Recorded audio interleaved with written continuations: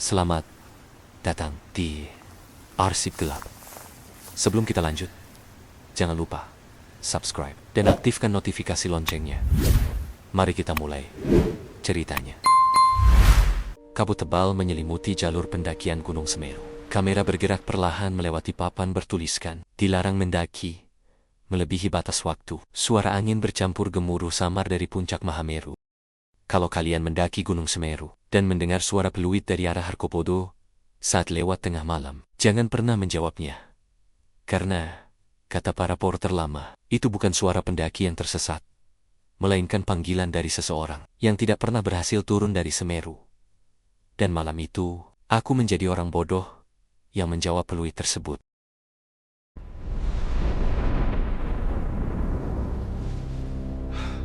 Namaku Damar. Sudah lama aku bermimpi mendaki Gunung Semeru, gunung tertinggi di Pulau Jawa, tempat yang katanya bisa membuat siapapun jatuh cinta pada alam. Aku mendaki bersama 4 temanku, Rian, Yoga, Aldi dan Fikri. Kami datang dengan penuh semangat. Tidak ada satupun dari kami yang tahu kalau perjalanan itu akan menjadi pendakian terakhir kami bersama. Saat registrasi, seorang petugas tua tiba-tiba bertanya, "Kalian naik sampai Kalimati?" Aku mengangguk. Lalu ia berkata pelan, "Kalau dengar ada yang manggil malam mulam di Arkopodo, jangan dijawab." Rian tertawa kecil. "Memangnya ada setan di Semeru, Pak?" Petugas itu diam cukup lama, lalu menjawab, "Yang berbahaya di gunung bukan yang terlihat, tapi yang memanggil namamu." Hari pertama terasa normal. Kami sampai di Ranukumbolo menjelang sore. Pemandangannya indah sekali. Danau tenang, udara dingin, langit penuh warna jingga. Namun saat malam tiba, suasana berubah berbeda. Kabut turun terlalu cepat. Dan anehnya, aku merasa seperti ada seseorang berdiri di tepi danau, memperhatikan tenda kami.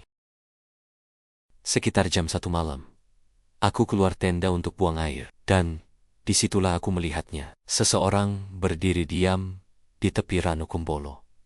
Tubuhnya tinggi, rambutnya panjang, menutupi wajah. Aku berpikir mungkin pendaki lain. Tapi saat aku menyorotkan senter, sosok itu hilang begitu saja. Tanpa suara langkah, tanpa jejak.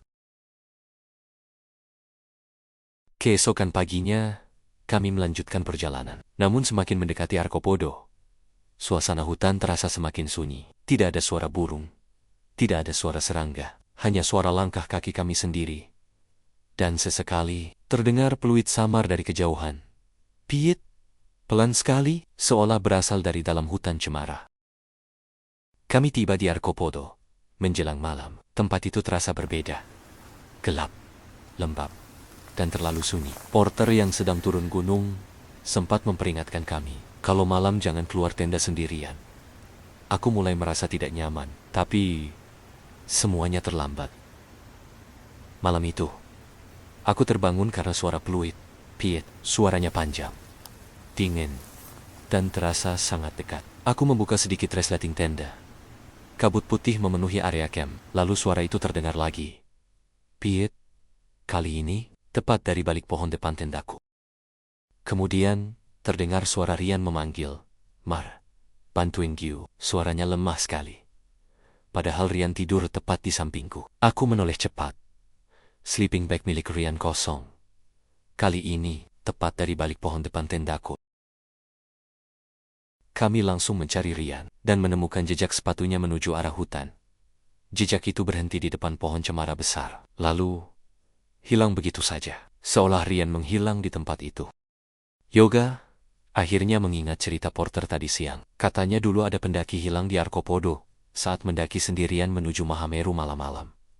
Tubuhnya tidak pernah ditemukan. Namun, sejak kejadian itu, pendaki sering mendengar suara peluit dan suara minta tolong di tengah malam. Dan anehnya, suara itu selalu memanggil nama korbannya dengan tepat. Saat kami mencari Rian, aku melihat seseorang berdiri di balik pohon. Tubuhnya kurus. Pakaiannya seperti pendaki lama, wajahnya pucat, dan matanya hitam kosong. Ia tersenyum padaku, lalu meniup peluit perlahan. Tanpa sadar, kami mengikuti sosok itu naik ke arah Mahameru. Kabut semakin tebal. Udara terasa berat, dan langkah kaki kami seperti ditarik sesuatu. Kami akhirnya sampai di tempat yang mirip puncak, tapi ada yang salah. Langitnya merah gelap. Tidak ada bintang, tidak ada suara angin. Hanya puluhan sosok berdiri diam mengelilingi kami. Semua memakai pakaian pendaki. Semua wajahnya pucat, dan semuanya menatap kami tanpa berkedip. Aku baru sadar, mereka adalah para pendaki yang hilang di Semeru selama bertahun-tahun. Mereka berdiri diam seperti menunggu sesuatu. Dan di tengah mereka, Rian berdiri sambil tersenyum kosong. Lalu sosok itu muncul dari balik kabut. Tubuhnya tinggi kurus, wajahnya rusak, seperti terbakar abu panas. Lehernya miring patah. Dan di tangannya, ada peluit tua, berwarna hitam. Ia meniup peluit itu perlahan. Peyit, seketika semua sosok pendaki menoleh ke arah kami bersamaan. Kami langsung berlari turun. Tapi jalur berubah kacau. Setiap jalan yang kami pilih selalu kembali ke tempat yang sama. Dan suara peluit itu terus mengikuti kami. Semakin dekat, semakin keras. Di tengah kepanikan, Aldi tiba-tiba berhenti berjalan. Ia menatap hutan sambil tersenyum, seolah melihat seseorang yang dikenalnya. Lalu ia berjalan masuk ke kabut, dan tidak pernah kembali. Tak lama kemudian, Yoga juga menghilang. Tinggal aku dan Fikri. Aku menemukan papan tua, setengah terkubur pasir vulkanik. Di sana tertulis, "Jangan ikuti suara peluit." Dan di bawah tulisan itu, ada puluhan nama pendaki hilang. Nama Ryan baru saja muncul paling bawah. Perlahan, seperti baru ditulis sesuatu yang tak terlihat.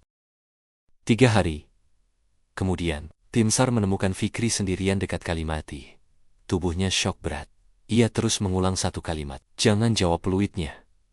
Saat ditanya keberadaanku, Fikri hanya menangis sambil menunjuk ke arah hutan Arkopodo. Dan sejak malam itu, beberapa pendaki mengaku sering melihat seorang laki-laki berdiri di antara pohon cemara Arkopodo, memakai jaket gunung hitam.